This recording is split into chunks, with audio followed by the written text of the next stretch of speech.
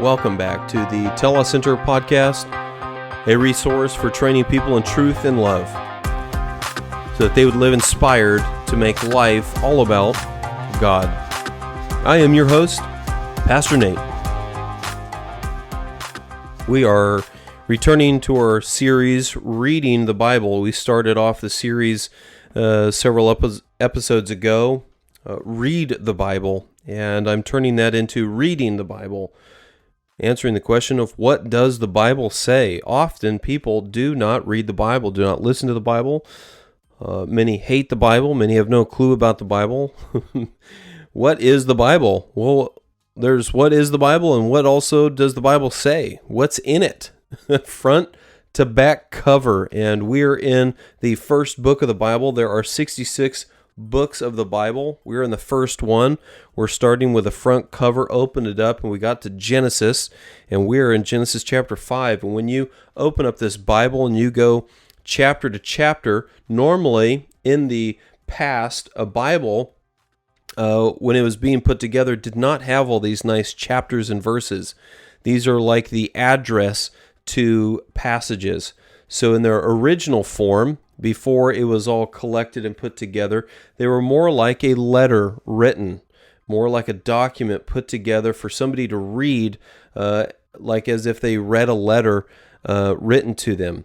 And so now we have chapters and verses that organize it and help us kind of be orderly in our account, in our reading, in our teaching, in our preaching. So we're in Genesis chapter 5, and so I'm going to read this, and as you will notice as we read through Genesis, there is a lot of names. There's what we call genealogies. They are family tree of the human race, of the first humans, Adam and Eve. And then they also are leading to the family tree of Israel. And this is very important, not just the family tree of humanity and not just the family tree of Israel, but getting to the one human that is then born through Israel, in the land of Israel, as an Israelite, as what we know as the Messiah, the Christ. His name would later be known as Jesus. Jesus the Christ, Jesus the Messiah, the one who is promised from Genesis chapter 3, verse 15. And so you can go back to that chapter, read it, or you can go back to that episode, and you can listen to that as we walk through this. So I'm going to read, like I've done before, Genesis chapter 5. After I read it, then we will go section by section, verse by verse kind of a thing. Context is so important when reading this. So let me read Genesis chapter 5, verse 1. This is the book of the generations of Adam. When God created man, he made him in the likeness of God. Male and female, he created them, and he blessed them and named them man, or like mankind, when they were created. When Adam, verse 3, when Adam had lived 130 years, he fathered a son in his own likeness, after his image, and named him Seth. The days of Adam, after he fathered Seth, were 800 years, and he had other sons and daughters. Thus all the days that Adam lived were 930 years, and he died. Verse 6. When Seth had lived 105 years, he fathered Enosh. Seth lived after he fathered Enosh 807 years and had other sons and daughters. Thus all the days of Seth were 912 years, and he died. Verse 9. When Enosh had lived 90 years, he fathered Canaan. Enosh lived after he fathered Canaan 815 years and had other sons and daughters. Thus all the days of Enosh were 905 years, and he died. Verse 12. When Canaan had lived 70 years, he fathered Mahalalel. Canaan lived after he fathered Mahalalel 840 years and had other sons and daughters. Thus all the days of Canaan were 910 years, and he died. Verse 15. When Mahalalel had lived 65 years, he fathered Jared. Mahalalel lived after he fathered Jared 830 years and had other sons and daughters. Thus all the days of Mahalalel were 895 years, and he died. Verse 18. When Jared had lived 162 years, he fathered Enoch. Jared lived after he fathered Enoch 800 years and had other sons and daughters. Thus all the days of Jared were 962 years, and he died. Verse 21. When Enoch had lived 65 years, he fathered Methuselah. Enoch walked with God after he fathered Methuselah 300 years and had other sons and daughters. Thus all the days of Enoch were 365 years. Enoch walked with God, and he was not, for God took him. Verse 25. When Methuselah had lived 187 years, he fathered Lamech. Methuselah lived after he fathered Lamech 782 years and had other sons and daughters. Thus all the days of Methuselah were 969 years, and he died. When Lamech had lived 182 years, he fathered a son, and called his name Noah, saying, Out of the ground that the Lord has cursed, this one shall bring us relief from our work and from the painful toil of our hands. Verse 30, Lamech lived after he fathered Noah 595 years and had other sons and daughters. Thus all the days of Lamech were 777 years, and he died. Verse 32, after Noah was 500 years old, Noah fathered Shem, Ham, and Japheth. Now let's go back to the first part of Genesis chapter 5. The entire chapter here is the genealogy from Adam to Noah. It's not getting into every single human between Adam, the first human, and to Noah. Why? Is because when Moses, the human author, was writing all of this down according to what God was leading him to, as Moses is writing this down a lot later. Moses has not been born yet. We get to know about Moses more so like in the book of Exodus, the second book of the Bible. But when we get to learn about Moses, we get to learn the time period he lived in. So as he's writing this down, he's writing it as a historical document, not trying to track every single thing. The point is, when he's writing it down, there is a theme, there is a major point that he's trying to get across to the Israelites and to the world.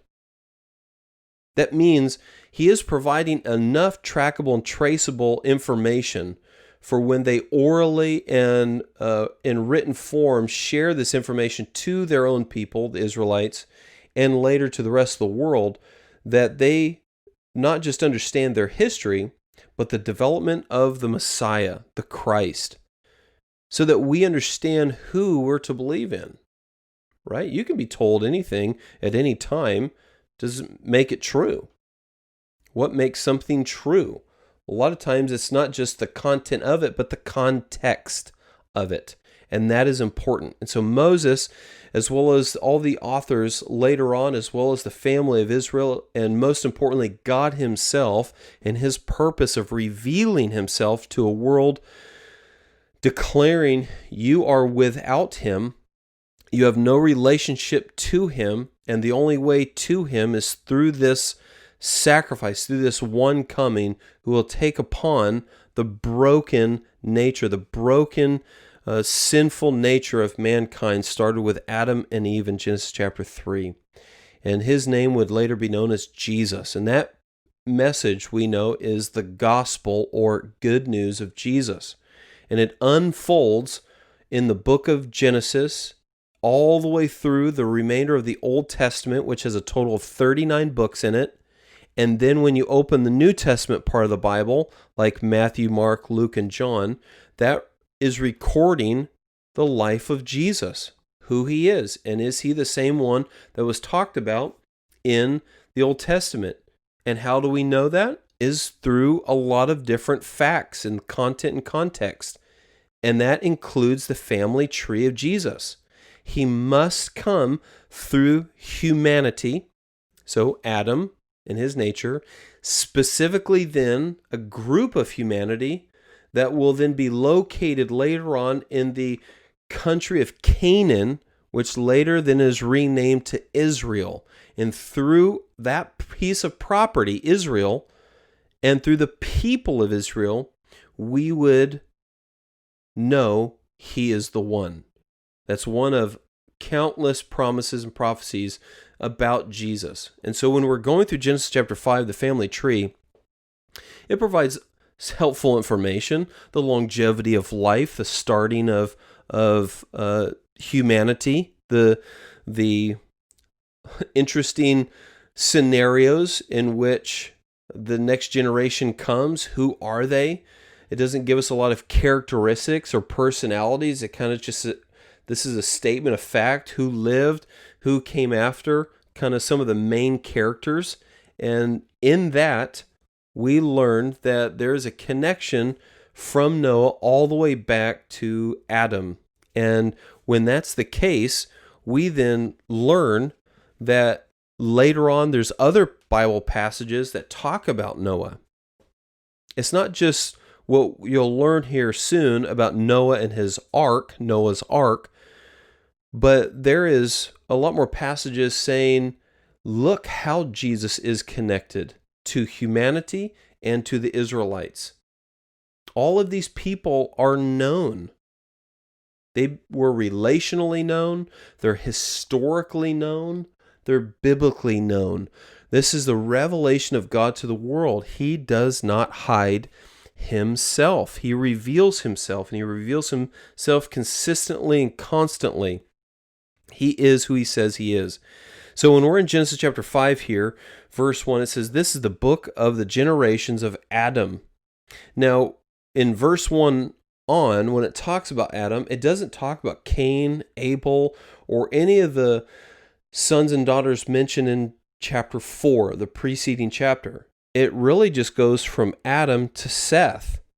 Well, we get that at the end of chapter 4. It says in verse 26, to Seth, also a son was born, and he called his name Enosh. And so we get this point where we have the mention of Seth and Enosh, but the last part of that verse is the most important. At that time, people began to call upon the name of the Lord. What was not happening to some of Adam and Eve's children? They were not calling upon the name of the Lord. They were rejecting God, just like many people today. Our hearts can easily reject God for all various reasons. But Seth and the people and Enosh are now looking upon God. So you have in chapter 5, verse 1 and 2, the recording. This is like summary verses kind of recapping from Genesis chapter 1, 2, 3, 4, and saying, hey, there's a connection and there's a plan of God. So verse 1, this is the book of the generations of Adam. When God created man, he made him in the likeness of God. What is the likeness again of God? That man is a living, not domineering, but someone who can rule, someone who can have dominion. He's not an animal.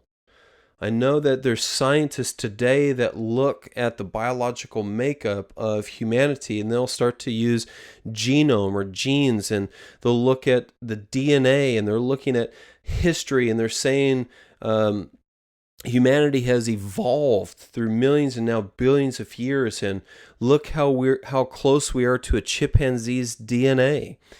Well, there's a lot of things to refute that scientifically immediately. Kind of a joking, fun one is our body is physically made up of a large percentage of water. You know, some say 60%, some say 70, 75%. Either way, it's a lot. So am I related to the ocean? Am I related to a river? Just because there might be some things part of us Doesn't mean we are it. Doesn't mean we are an animal. Doesn't mean we are chimpanzee. Doesn't mean we are related to a similar, same ancestor. But what we are related to is the same creator. And that's where a lot of people keep getting it wrong. And I understand that some might have grown up in certain schools and education now that are advocating this from very young, preschool, kindergarten, all the way to the universities and graduate schools. And now it's in our healthcare system throughout the world. And that's not the recording of the Bible or history or biology. We start to see that we're in the likeness of God, that He created us in His image. Another phrase later on, the Latin phrase is the imago Dei. And the imago Dei helps us to understand that we're in the image of God, that there is a connection to God that is different than an animal, an insect, a tree, an ocean, a galaxy, a star, a universe, a moon, or planet. That we're living and breathing. We are thinkers, we are lovers, we are relational. We also dominate. We have dominion over the world, over the animals. Or the fish of the sea, the animals of the ground. We're able to multiply image bearers of God in our likeness. So therefore, we multiply as humans. We don't multiply from animals to humans or humans to animals or a mix or a weird type of blend of animals. We're not that. We are in His likeness. And there's a lot more. You can go back to our episode on Genesis chapter 1 dealing with that. But we're in His likeness. There's a relationship to Him. We have a soul. We're life. But what we're not, we are not God. And that's what happened in Genesis chapter 3 when we have Satan or the serpent in the garden with Adam and Eve, and he is tempting them to believe that if they eat of the tree of the knowledge of good and evil, they will become not just like God, but they will become basically better than God. God Himself. They will have the same knowledge of Him. And that's what people are trying to do today even. They're trying to be God. They're trying to be knowledgeable as God. They're trying to get as much information as if information is transformative to our nature or to our divineness, our ability to be omniscient or omnipresent. You know, we have a lot of 21st century technology that we can learn something across the world in split seconds, as if we were there, or as if we're watching a video and we see it. But that's still not the case. We are always limited because we're in the likeness of God. We're not God. We'll try to fight that. We'll try to use technology and sciences to develop otherwise, but it will be a failure in the end because we are not Him. That is not His purpose. And still yet we have in verse 2, male and female, He created them, talking about Adam and Eve, and He blessed them and named them man. He's focused on mankind when they were created. He said, this is a good thing in Genesis chapter 1. I want this to happen. This is part of my plan. This is what I want. A lot of people will try to figure out, man, what should I do in life? What's my purpose in life? What am I doing? You might be a young kid even thinking about that, but often it comes later in life. Some people call it like a midlife crisis. Some people are having a midlife crisis in college or in their 20s. Sometimes there is a questioning of life when you've tried to fill up on life, and it just does not have a filling effect. Some people capture it as a hole in the heart. Why? It's because you're trying to find your purpose and identity in yourself or this world instead of your Creator. What does He want? And when we have our hearts and our minds aligned to Him, aimed by Him and to Him, we start to actually understand the very purpose of our life, what He wants. We now are being oriented by a North Star, God Himself. He's now directional. He's now showing us purpose, and He calls it blessed, happy. This is a good thing. So verse 3, when Adam had lived 130 years, he fathered a son in his own likeness and after his image and named him Seth. And so we have not Cain, not Abel, or the others. We have Seth. And this is quite a long time, 130 years. Average lifespan today is ranging from 70 to 80 years. There's a lot of kids not making it to then. There's definitely people living past then to their 90s and to their hundreds. But here they're blowing right past that and having kids at an older age. Some people think this is a metaphor of timeline, but this is actual literalness. And a lot of times people think Genesis or main passages in Genesis, like the beginning chapters, are allegories, that they're not literal, but they actually are. They actually create also a timeline, not just of a family tree, but they help us track the age of the earth, the age of God's creation, which we'll discuss that in some other episodes. And there's a lot of resources that show you that. And again, those that believe in evolution or hardcore for that, they will try to debunk the chronology of the Bible and the chronology timeline of the world, and claiming it is millions, now billions, if not trillions years old. But here we are, 130 years he had lived, and he's father and a son. Now, some people are thinking, I'm going to have babies when I'm 18. That was kind of the common thing in the 20th century and before. Now, in the 21st century, people are not having babies, not having children ever, or if they do, they want to be really old. When I say really old, I mean 30s or 40s. And even later, some actors and actresses and some popular figures in the United States have chosen to wait till their 50s. Some people in business, they've waited till their 50s, some in their 60s to have kids because they wanted to focus on their early years. Sometimes they focused on their early years unintentionally. They just wanted to have fun, and they weren't really thinking about having children, or children are a burden for people. The list goes on, but here we have that at an older age, Adam is having kids. And he's not dead yet. Did not kill him. And in verse 4, the days of Adam after he fathered Seth were 800 years. And he had other sons and daughters. Thus all the days that Adam lived were 930 years, and he died. And out of all of chapter 5, we see that Methuselah is the oldest of them all. And all of this, what's interesting is from verse 3 to 5. In verse 3, when Adam had lived 130 years, he fathered a son in his own likeness after his image. That means that whether you're Adam or Methuselah, young or old, that you are in the same likeness. So Seth is in the likeness of Adam. Adam is in the likeness of God. And what's interesting is there's still a difference, right? Is there's a likeness, an imagery that's coming from God that he intends. Well, that likeness gets duplicated, gets replicated, and continues on in a multiplication form. And that's where we have children making. We have the sex, we have the conception, we have the birth, and then we have the raising, the training them up, and they age, and that's kind of a positive thing. Now, there's not always a positive thing that happens with kids, whether something might happen with a pregnancy, something might happen in the birth, something might happen in their childhood years, or they reach the age of 30, 40, something happens. Or they live a full life. Maybe they go to 80, 90, 100 years old. But today even, we're still not a Methuselah. We're still not a Seth or an Adam.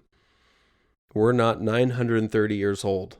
And there's reasons for that in what we can speculate, assume, presume, as well as really kind of lock down biologically, scientifically, biblically, is that God in his purposes and his plans, started to remove the ability to live long on the earth. And we see that in Genesis chapter 2 and 3, where God basically said, if you do this, then I'm going to let death enter. That's the concept. And so it becomes a natural death that occurs.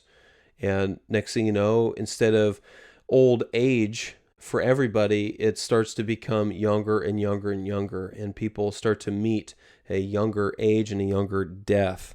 And that's where we're at today. And there's a lot to that. We'll address that later. And in verse 6, when Seth had lived 105 years, he fathered Enosh. Seth lived after he fathered Enosh 807 years and had other sons and daughters. Thus all the days of Seth were 912 years, and he died. And this continues on, right, to each section of, you could almost say like a grandfather figure, where there's kind of like a family head, where kind of there's a point in time, there's a well-known figure in the family. He becomes kind of the point of reference. And that's what Moses is doing as he's recording this. They're kind of markers in time. They're a geographic reference. They're a familial reference, right? Related to land, related to people, related to the timeline that they came after. They were the younger one. This was the older one. And so you have that verse 12, same thing with Canaan. Verse 15, Mahalalel.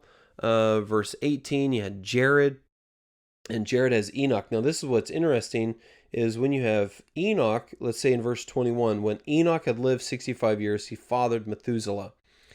Verse 22, Enoch walked with God, and he fathered Methuselah 300 years. You don't often have every verse saying, hey, this person walked with God. So we don't really know if one of the previous ones were not walking with God and then Enoch was, or there was something peculiar about Enoch, and the others were ungodly. Enoch was godly.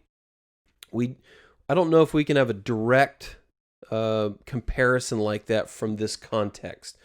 But at least we know in the family tree that Enoch is someone that actually walked with God, that he believed in God, he lived for God throughout his years. And in verse 24, Enoch walked with God and he was not, for God took him. So it's an interesting English translation, but basically it's as if he disappeared. He couldn't be found. So this would be God taking him. Maybe Enoch is not dead. He has not physically died because he has walked with him.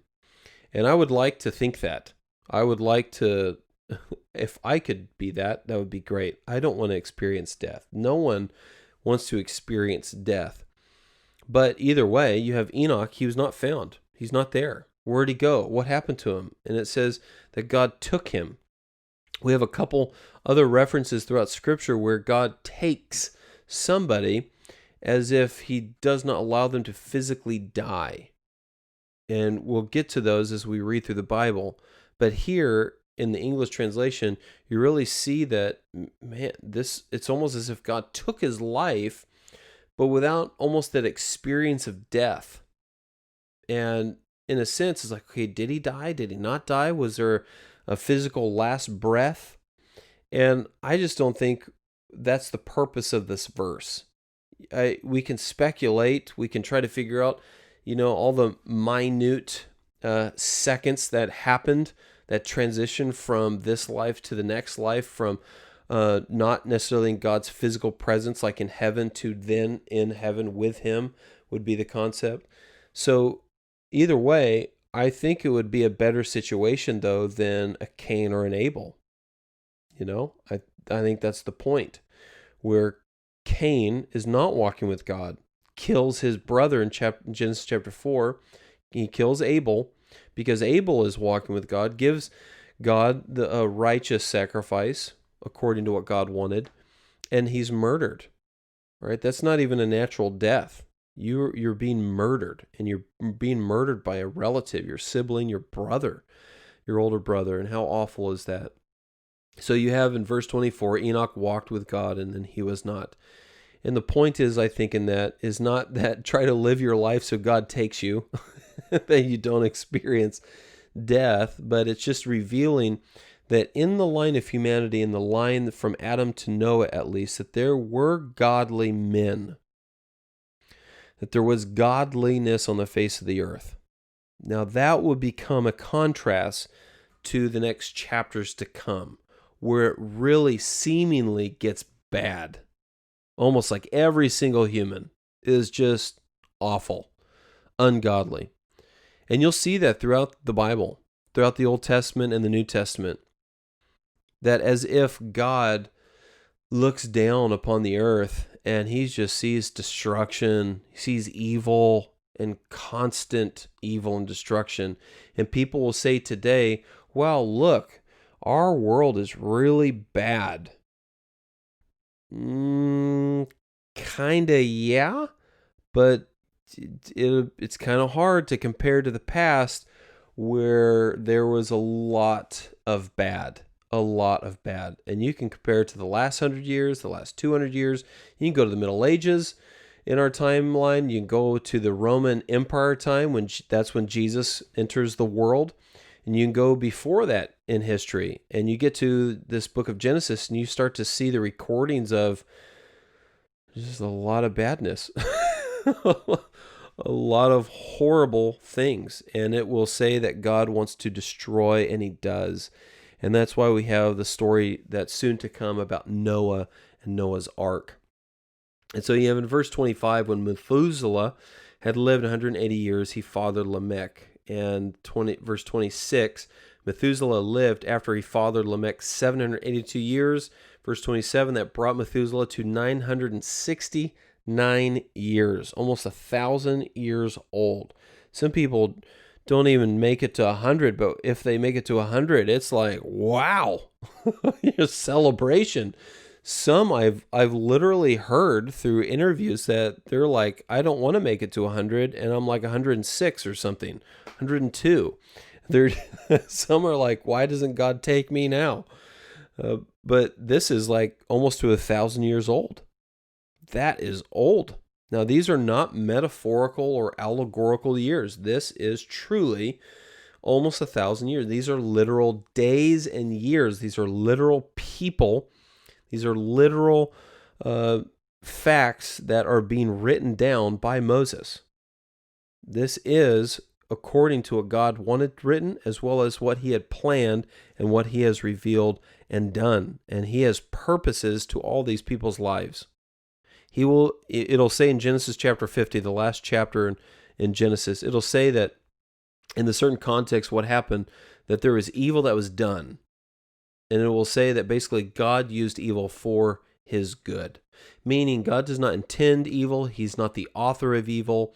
Evil is the opposite of God. It is godlessness. And so he will still use evil. He'll recycle it for his purposes.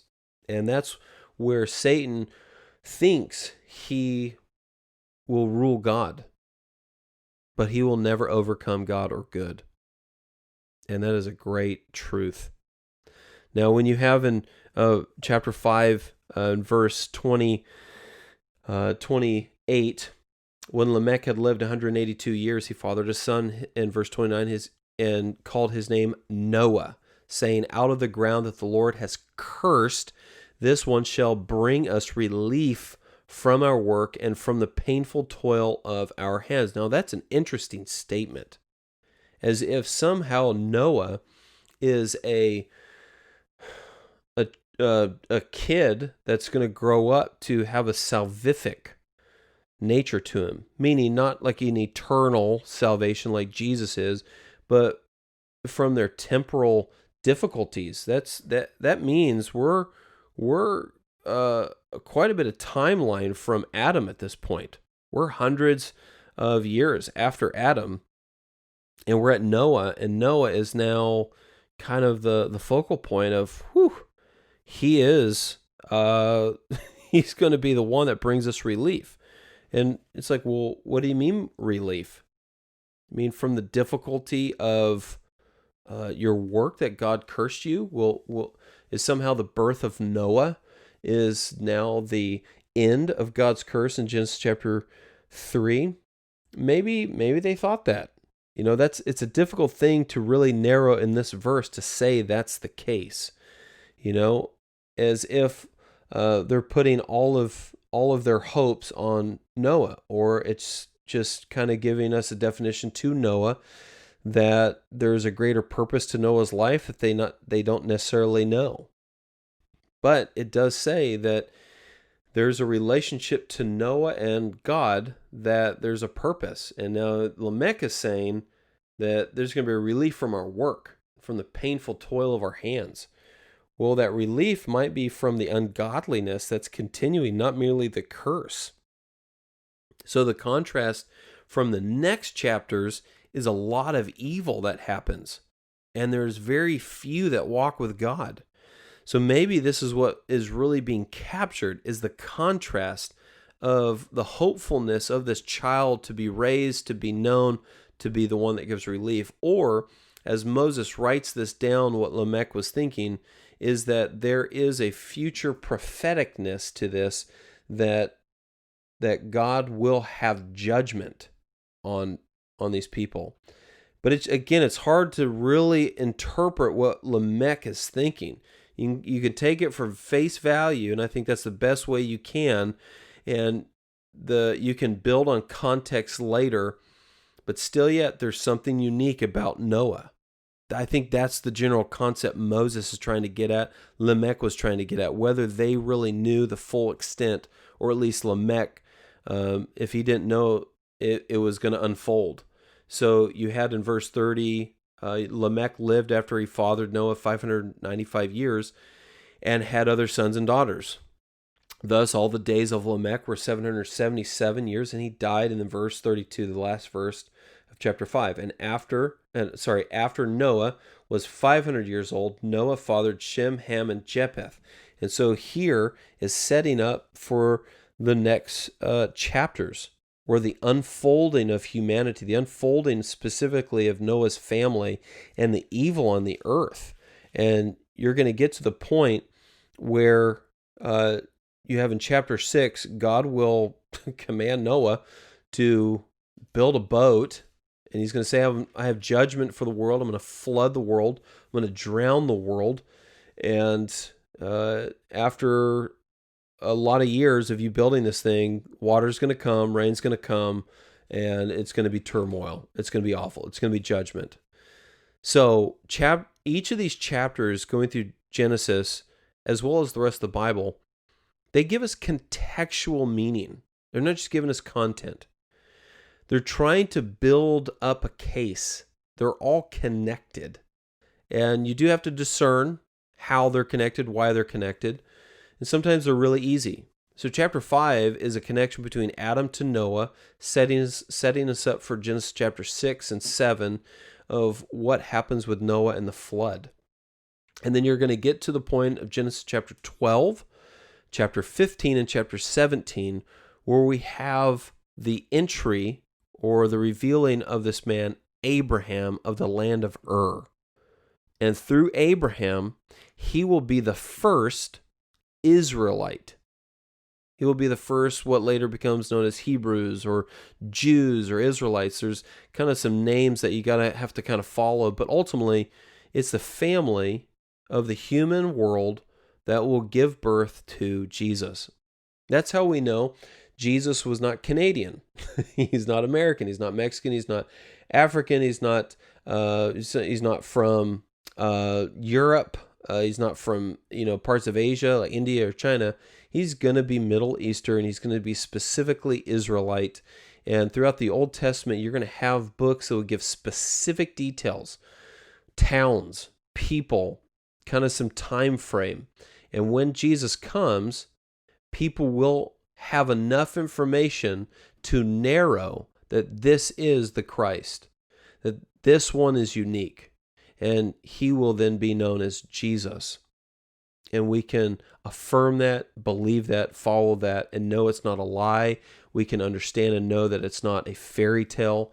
And we can be kind of a myth buster. We can kind of demyth people's doubts, or even our own doubts and confusions. We can actually have certainty. We can trust God with our life. More importantly, in trusting God is what He wants us to trust. And He specifically revealed He wants us to trust in the person and work, the life, death, and resurrection of Jesus the Christ. So the important things about the Bible, the important parts of Genesis are not the actual stories and people and places. It's what they're pointing to. However, what they are revealing about the people and places and the stories help point us to, rightly, truthfully, factually, to Jesus. So we then see Jesus as the epicenter to history, to humanity, and ultimately is what God wants to our hearts.